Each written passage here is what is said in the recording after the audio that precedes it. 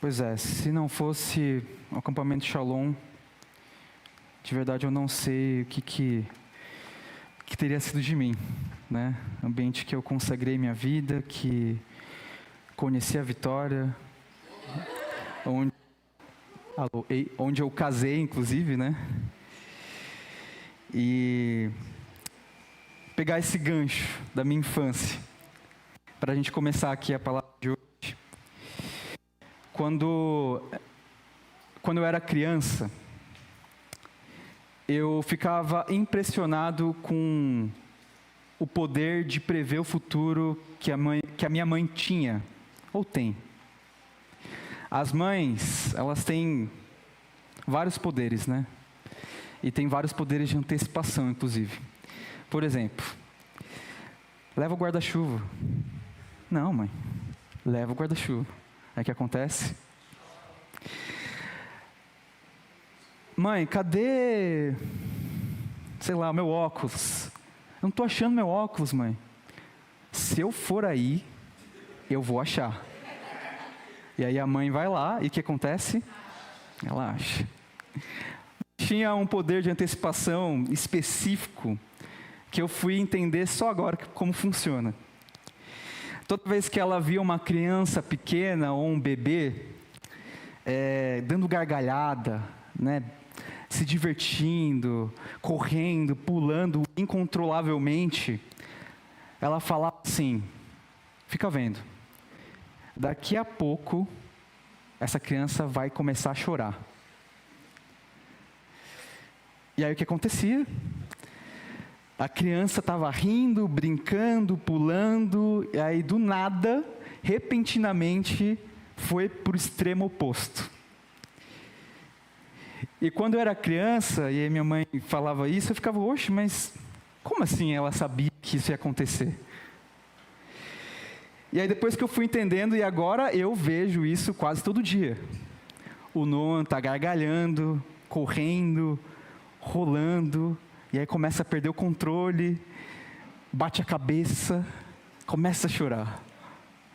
Do sorriso, vai para o choro, assim, numa velocidade impressionante. As crianças, no pico da euforia, elas perdem o controle do corpo, e aí tropeça, cai, bate a cabeça, e aí até as emoções, elas saem do controle. Caos total.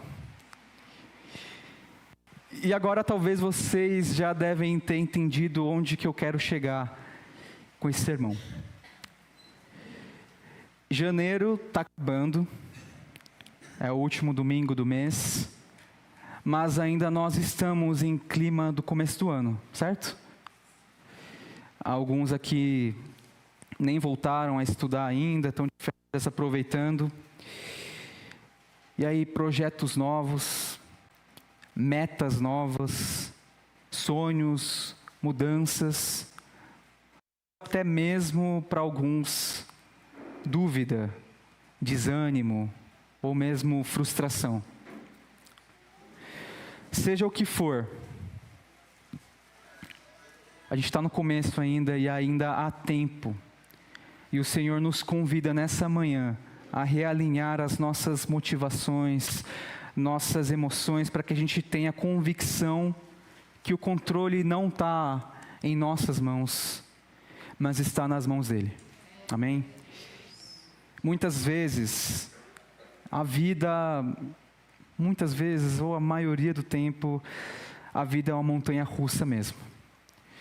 No final do ano passado, essa ilustração foi muito boa e eu vi várias vezes depois que o Theo aplicou lá no encerramento da mocidade. Quando a gente desenha, né, o gráfico da nossa vida, o eixo do tempo e o eixo de satisfação, a gente vai desenhar, nunca vai ser uma linha reta, né, ou sei lá, uma curva subindo, ascendente. Sempre vai ser vales e altos, né? E não tem jeito, a vida é assim mesmo.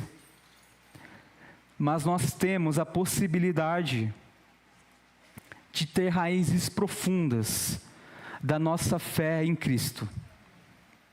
E sempre, mesmo nos altos e baixos, mesmo na montanha russa, a gente ter direção, a gente ter propósito, a gente ter motivação correta. E é na palavra de Deus que, obviamente, nós vamos aprender sobre isso aqui. O texto dessa manhã se encontra em 2 Samuel. Nós vamos ler quase o capítulo todo, mas a gente vai dividir a história em alguns trechos. E a palavra de Deus fala assim: de novo, Davi reuniu os melhores guerreiros de Israel, 30.000 ao todo. Ele e todos os que acompanhavam partiram para Baalim, em Judá, para buscar a arca de Deus, a arca sobre a qual é invocado o nome do Senhor dos Exércitos, entronizado entre os querubins acima dela. Puseram a arca de Deus num carroção novo e a levaram da casa de Abinadab na colina. Uzá e Aiô, filhos de Abinadab, conduziram o carroção com a arca de Deus. E Aiô andava na frente dela. Davi e todos os israelitas iam cantando e dançando perante o Senhor ao som de todo tipo de instrumentos de pinho, harpas, liras, tamborins, chocalhos e símbolos.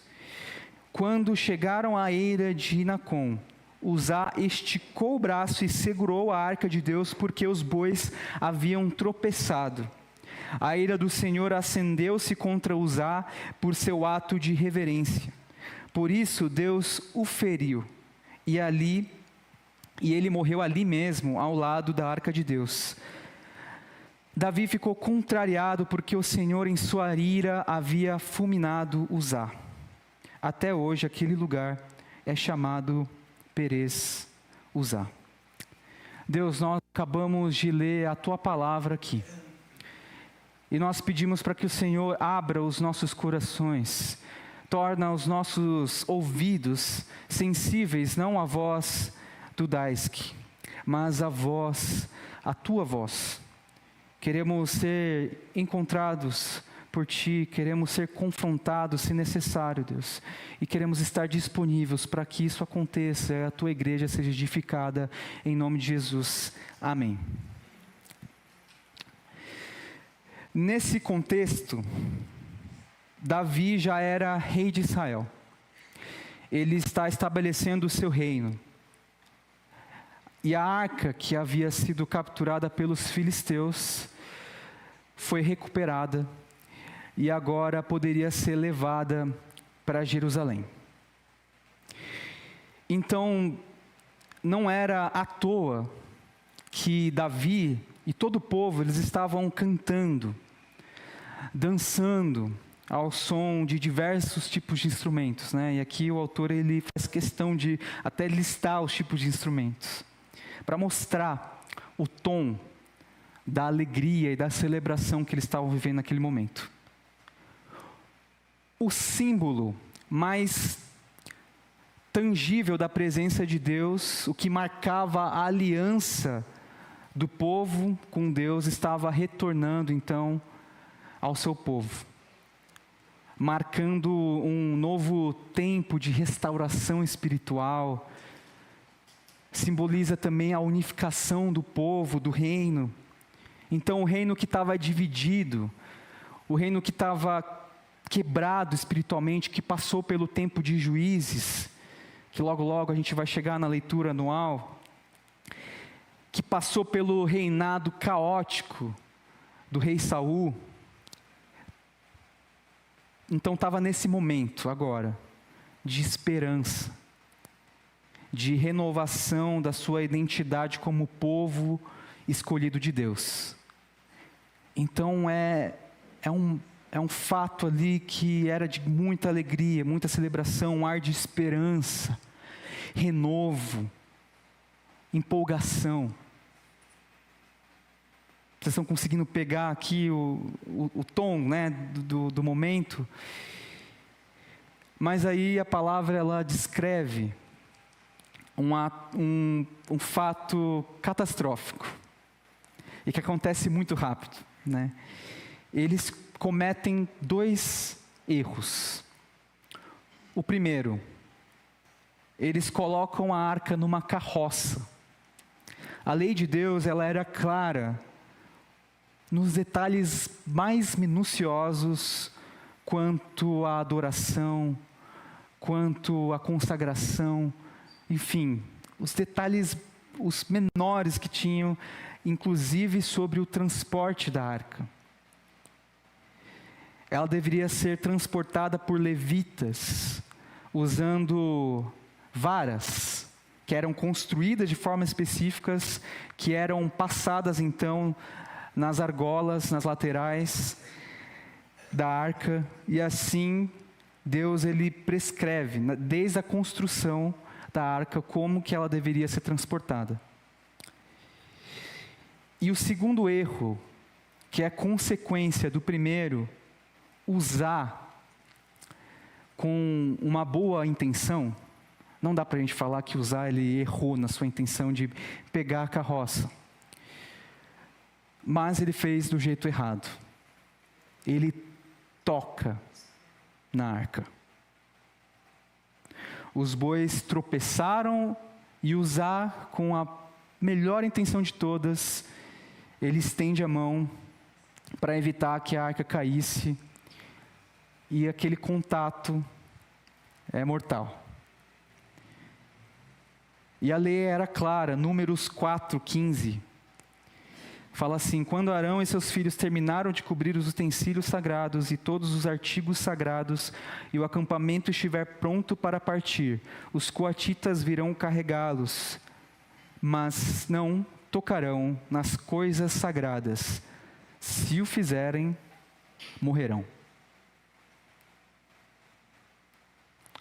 Uzá, ele não era nem levita para lidar com a arca. E ele vai mais longe. Toca, faz contato naquilo que representava a presença santa de Deus.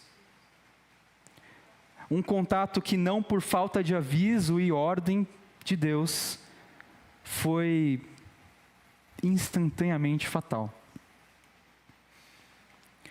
Assim como as crianças, que na euforia, na empolgação, vão para a tristeza em questão de segundos, Davi e o povo, eles vão da celebração, da alegria, da festa, para a indignação, para a ira, de maneira abrupta. O grande júbilo do povo, como eu falei, era genuíno. E assim também as intenções por trás de Uzá e Aiô, de transportar a arca na carroça, de tentar pegar para impedir que caísse, eram verdadeiras e legítimas.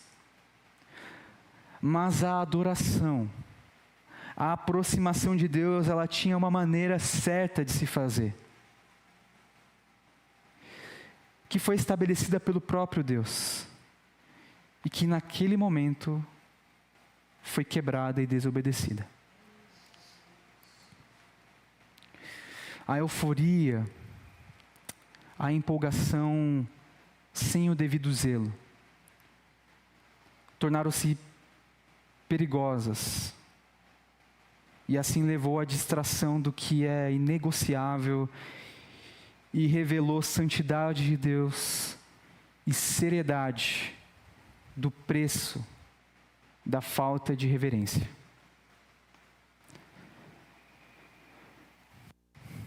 E vocês, irmãos, como que está o seu coração? Como que está a tua perspectiva de futuro sobre 2025? Você está motivado? Está animado? Está empolgado? No seu coração também tocam-se vários tipos de instrumentos?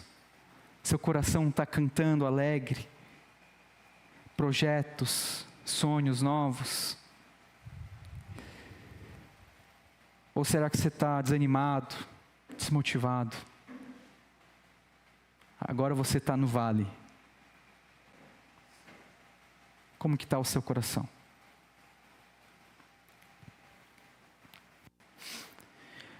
A maioria da igreja sabe muito bem, porque eu já contei algumas vezes esse processo. 2023, nesse mesmo período agora, eu e a Vitória, nós estávamos empolgados, animados para ir para a África. Esse é o nosso plano inicial, ter ido já em 2023, né? Finalmente viver mais perto daquilo que Deus tem nos chamado, viver missões, fazer a escola missionária que a gente tanto queria. E então, foi inclusive um pouco antes, eu acho que foi 4 de janeiro, a gente recebe um áudio de WhatsApp do líder da base da escola que nós queríamos fazer, informando que a turma que a gente ia fazer foi cancelada. Parecia que a gente estava correndo, super feliz. A gente enxergando a linha de chegada, e aí então alguém faz o quê? Estende os pés, e a gente cai de cara no chão. E a queda doeu. A queda doeu feio.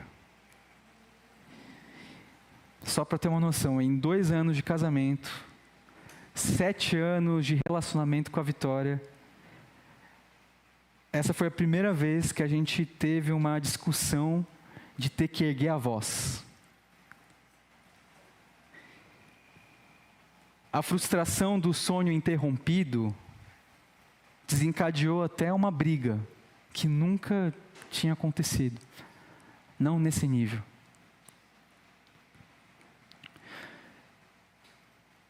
Nessa empolgação e ansiedade de que os planos se concretizassem, nós esquecemos de uma coisa essencial: escutar e discernir a voz de Deus.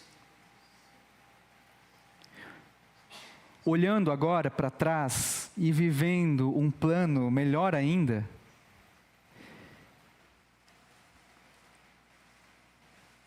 a gente consegue ver o quanto a gente estava precipitado e com a direção confusa lá atrás. Nós colocamos toda a nossa motivação, expectativa em cima disso, e não está errado, gente. Não está errado a gente entrar de cabeça e ser apaixonado nas coisas de Deus. Muito pelo contrário, a gente tem que fazer com essa paixão, essa vontade, mas a gente tem que ir com Ele. E para que isso seja feito, a gente não dá para a gente ser dominado só pela empolgação, pela euforia. Só isso não basta. É muito comum no discurso da igreja a gente falar que as pessoas do mundo, elas se lançam nas metas de riqueza, fama, poder.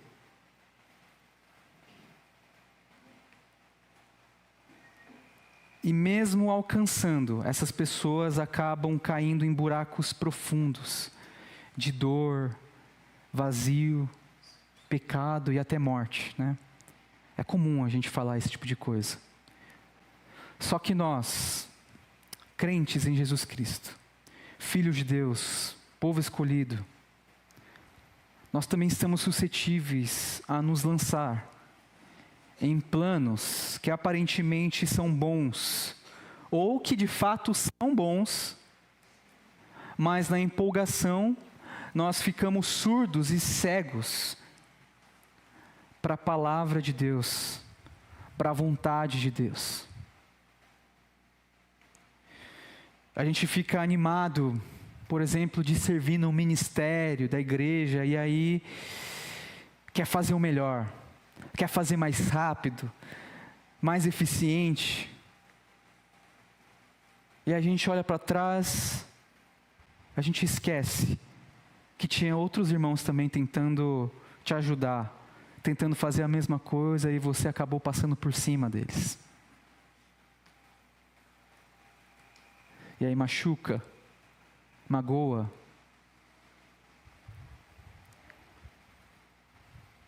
que precisava ser feito foi feito. Talvez de uma forma eficiente, ficou ótimo. Maravilha. Mas aí todo mundo magoado, machucado. Ou mesmo a expectativa desproporcional que a gente coloca no trabalho novo, no cargo novo, na nova escola, na faculdade que eu entrei agora,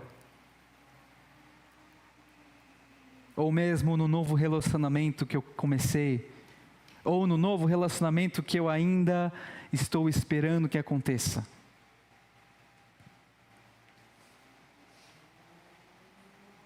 E aí, o que acontece? Não dá certo. Não era como a gente imaginava ou a gente sonhava. Ou dá certo. Mas aí a gente começa a fazer tudo errado. Ignorando. Fechando os nossos olhos e os nossos ouvidos para a vontade de Deus, para a expectativa de Deus sobre nós. E com o sonho que Deus permitiu que a gente realizasse, a gente acaba desonrando Ele. A gente acaba desobedecendo. Sem Deus, a coisa fica feia mesmo. O discurso que nós falamos sobre as pessoas do mundo se lançarem as coisas sem motivação, sem propósito, elas acabam caindo em buracos. É isso mesmo. A vida não tem sentido. A vida acaba nela mesma. As pessoas se enfiam em buracos profundos e às vezes sem volta. Mas com Deus é diferente. Há graça, há restauração e perdão. E não foi diferente com Davi. O texto continua, nós vamos ler dos versículos 9 a 17. Naquele dia, depois que tudo aquilo aconteceu, que Uzá morreu na frente do lado da arca, Davi teve medo do Senhor e se perguntou: como vou conseguir levar a arca do Senhor? Por isso ele desistiu de levar a arca do Senhor para a cidade de Davi. Em vez disso, levou-a para a casa de Obed-edom de Gate.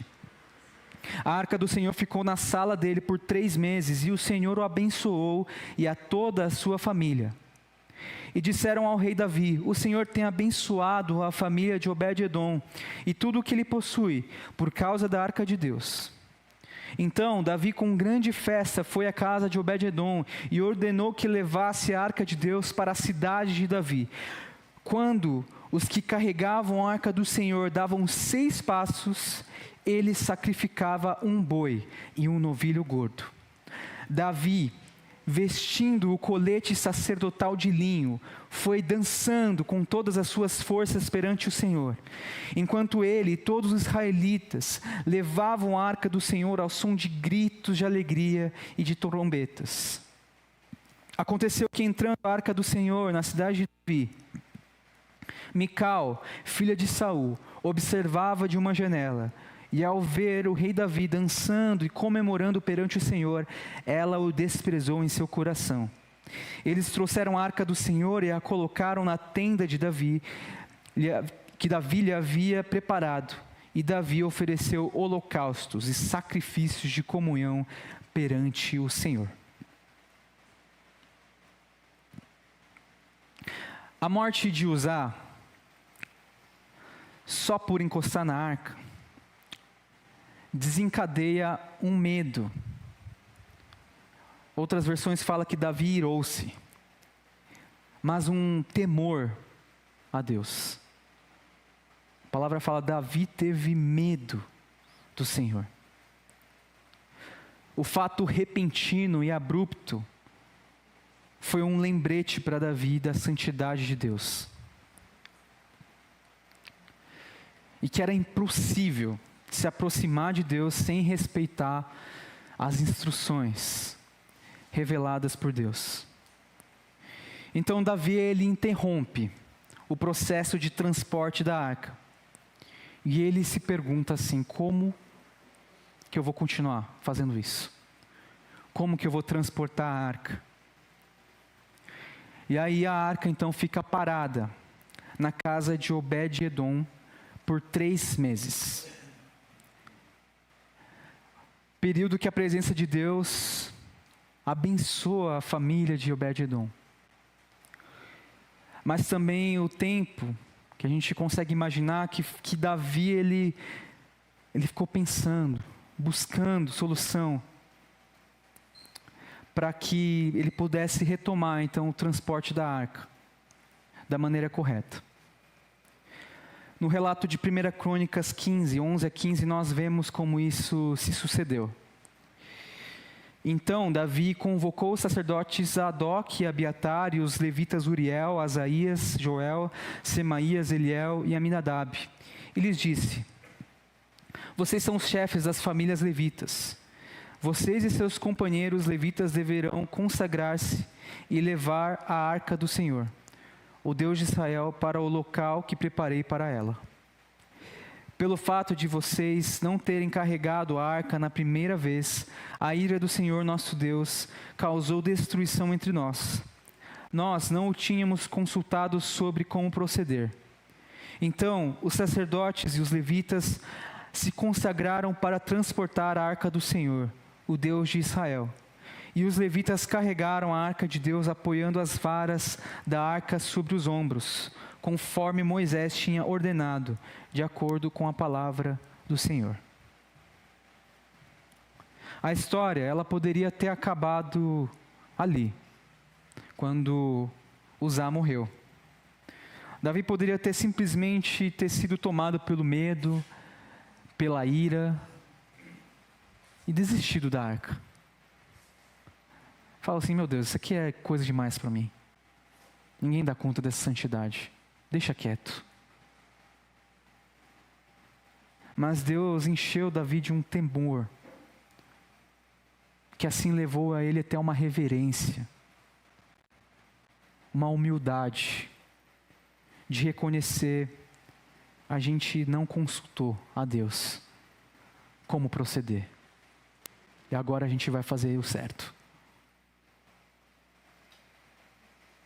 Então ele buscou a maneira de fazer isso, de honrar e obedecer, na segunda chance que Deus proporcionou ao povo.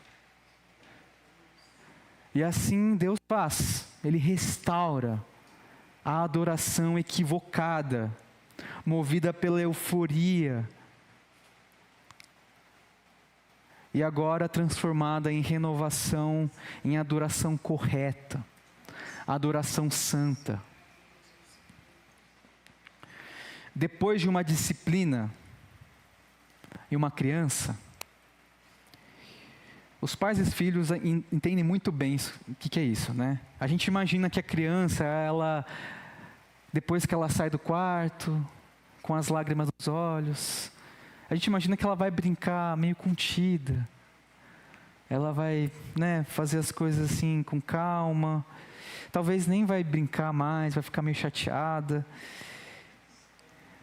E contra esse senso comum, parece que Davi e o povo, eles ficam mais felizes ainda. Imagina a criança saindo do quarto depois de uma disciplina, pulando de alegria. Não faz sentido, né? Mas Davi aqui parece que faz isso. E a palavra fala que a cada 6 passos, eles faziam sacrifícios de um boi e um novilho. O povo gritava de alegria, eles tocavam instrumentos, Davi dançava, a palavra fala, com todas as suas forças, ao ponto de ser desprezado pela própria esposa. Imagina o nível que ele estava dançando. Dando pirueta, talvez. Depois, no texto, Mical, ela é sarcástica com Davi, e ela meio que fala assim: olha só que bonito. O rei de Israel fazendo isso aí. não estava nem usando a roupa real, estava usando uma roupa ali sacerdotal.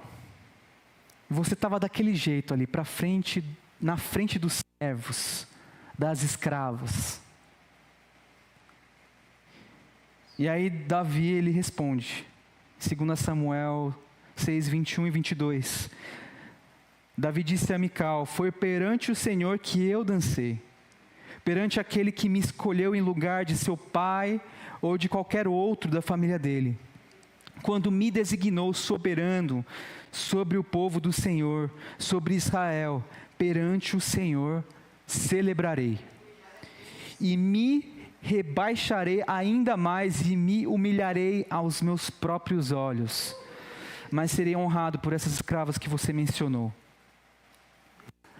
Davi, ele poderia estar mais contido depois de uma disciplina daquela. Eu não consigo nem imaginar o que seria ver isso acontecendo na frente dos meus olhos. Alguém tocando a arca e do nada caindo morto.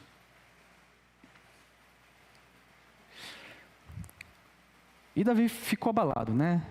Ele deixou aquilo em stand-by por 3 meses. Mas ele poderia ter desistido, como eu falei, mas não. Ele, agora com uma empolgação, alegria, e essa alegria, esse júbilo totalmente consciente. Não feito de maneira sem lógica, perdendo o controle das suas emoções, totalmente consciente. Me rebaixarei mais ainda, me humilharei aos meus próprios olhos. Davi, ele está deixando escancarado a sua humildade e posição diante de Deus. Uma celebração com reverência total ao Senhor que estabeleceu ele como rei e que permitiu que a arca chegasse em Jerusalém, e assim finalmente a renovação da identidade do povo de Deus, da unificação e soberania de Deus sobre Israel acontecesse.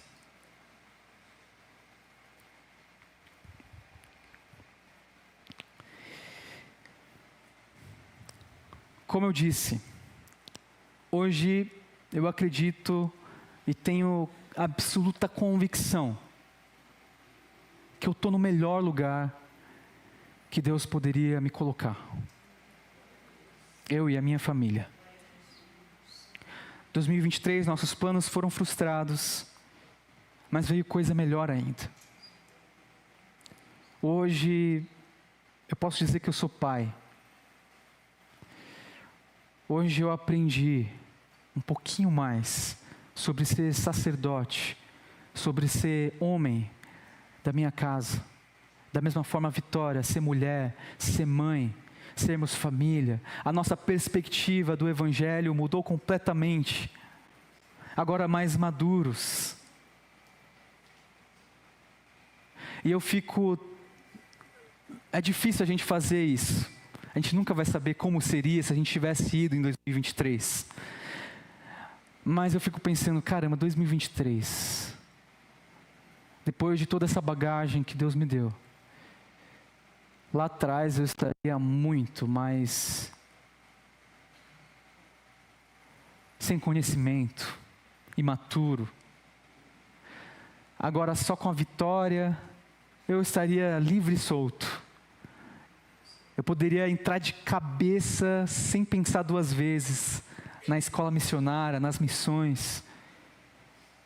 E talvez, eu não posso afirmar que aconteceria, mas quase certeza que eu teria a tendência de dar um foco maior no ministério e esquecer da minha família.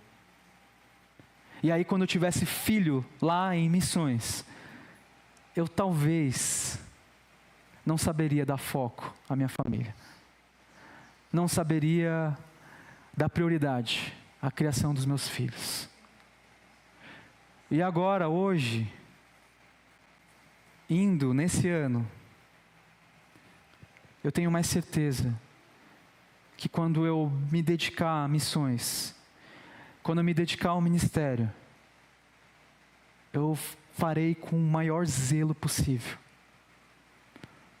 Porque agora eu tenho um pequenininho que precisa de proteção, precisa de saúde, precisa de cuidado, precisa de amor, precisa de atenção. Se eu listar as coisas que ele precisa, eu vou ficar aqui o dia inteiro. E glória a Deus por isso. Glória a Deus que ele pode viver nesse ambiente. Eu oro para que ele possa viver num ambiente de paixão por Deus, de amor pelas missões. Dessa forma ele também possa ser impactado e ser encontrado por esse amor. A minha oração todos os dias é que não se tarde o momento que ele reconheça Jesus Cristo como seu Senhor, como seu Salvador.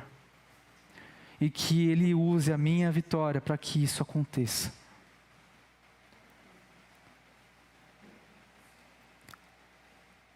Então Deus, ele transformou aquela frustração lá atrás, aqueles planos frustrados, em um projeto melhor ainda. E naquela hora que eu recebi o não, parecia que o meu mundo acabou. E olha só, né? O mundo não acabou. Está melhor ainda. Deus, ele pode transformar perspectivas e pode renovar a sua adoração, a sua posição perante ao Senhor. Aqueles que estão empolgados, aqueles que estão com sonhos novos, projetos, metas para esse ano de 2025. Cuidado. Continue feliz. Continue empolgado. Essa não é uma mensagem tesoura, né? De cortar a sua animação, a sua empolgação. Não. Muito pelo contrário, continue empolgado. Continue com essa alegria de enxergar o futuro dessa forma. A gente precisa de pessoas que tenham essa perspectiva. Sonhar alto. Ver essa igreja crescendo. Ver esse prédio sendo reformado. Tendo espaço no estacionamento para todos os carros. Amém? A gente precisa sonhar. Mas faça isso com Deus. Entregue os seus sonhos a Ele. Entregue as suas emoções a Ele. Se necessário, Ele vai pegar esse sonho e vai falar, olha, não é isso aqui não. Mas a partir do momento que você está com Ele, não importa se você se foi frustrado, Ele vai te dar uma nova perspectiva. E para aqueles que estão desanimados, que talvez não estão aqui, não começaram a virada lá em cima, já começaram o ano desgastados, no pico do trabalho, muita cobrança, ou que aconteceram coisas ruins no ano passado que você ainda não superou.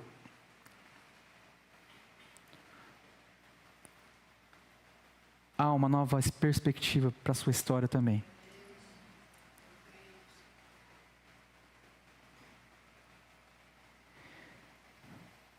Deus transformou aquele momento que poderia Davi desistir de levar a arca, continuar levando a arca, e uma perspectiva mais feliz ainda, da frustração, do choro e do lamento, ele foi para a alegria. E Deus pode fazer isso na sua vida.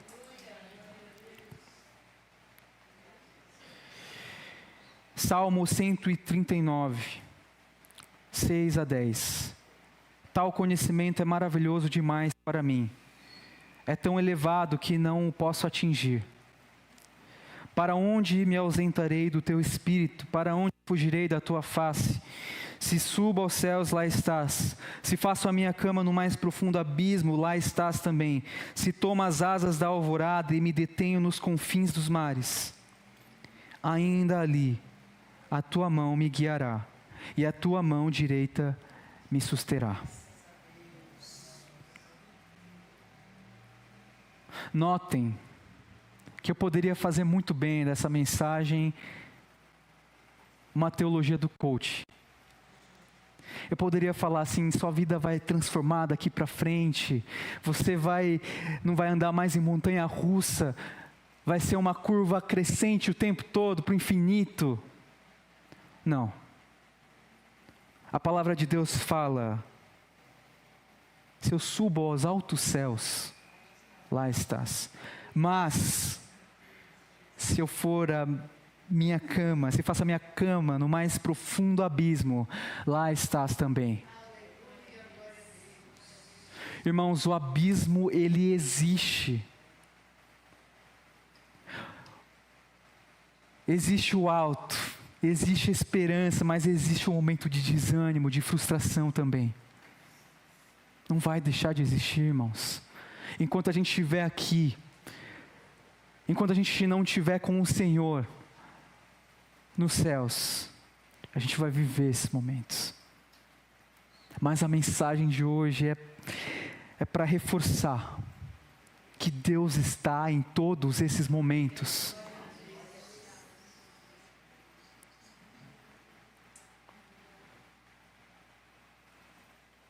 Fique de pé, irmãos.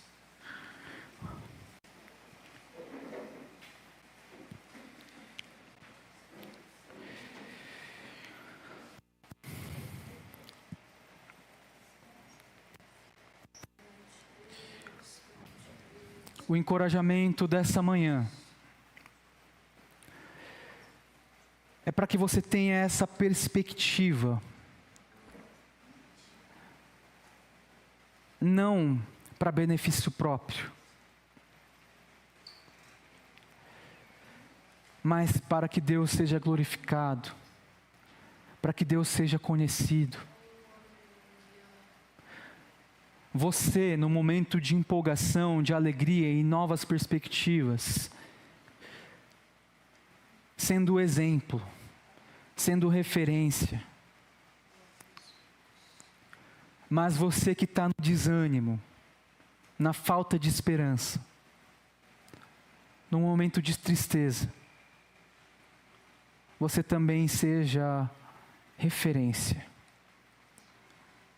para aqueles que estão ao seu redor, para aqueles que convivem com você e não conhecem a Cristo. Como é possível? Como é possível o Anderson, a tia Angélica, estar no momento mais difícil da vida deles, e eles ainda estão felizes, eles ainda estão buscando a Deus, eles estão ainda indo à igreja, servindo a comunidade? Como que é possível isso acontecer?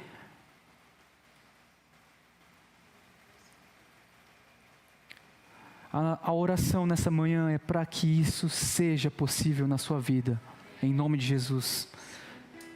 Feche os seus olhos. Você talvez, ou com certeza, já está aí no seu coração,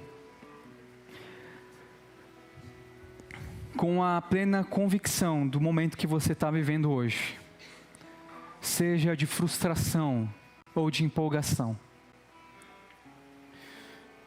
Você muito bem sabe os momentos que você tem vivido, que você viveu no ano passado. Esse é o momento de entregar mais uma vez isso ao Senhor. Eu gostaria de encorajá-los, incentivá-los a, no seu lugar aí, de olhos fechados, de cabeça baixa, fazer uma oração curta, de entrega, de consagração, mais uma vez sobre a sua vida, sobre os seus planos, sobre os seus sonhos, sobre suas frustrações e desafios. Faça essa oração.